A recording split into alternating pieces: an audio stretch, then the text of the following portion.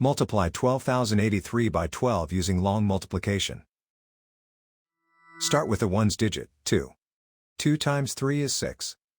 2 times 8 is 16. Put 6 in this column and carry 1. 2 times 0 plus the carried 1 is 1. 2 times 2 is 4. 2 times 1 is 2. The first partial product is 24,166. Now use the tens digit, 1. Start one place to the left. 1 times 3 is 3. 1 times 8 is 8. 1 times 0 is 0. 1 times 2 is 2. 1 times 1 is 1. The second partial product is 120,830. Now add the partial products, working from right to left. In the ones column, 6 plus 0 is 6. In the tens column, 6 plus 3 is 9. In the hundreds column, 1 plus 8 is 9. In the thousands column, 4 plus 0 is 4.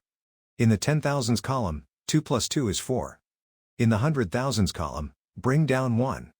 The product of the whole numbers is 144,996. So 12,083 times 12 is 144,996.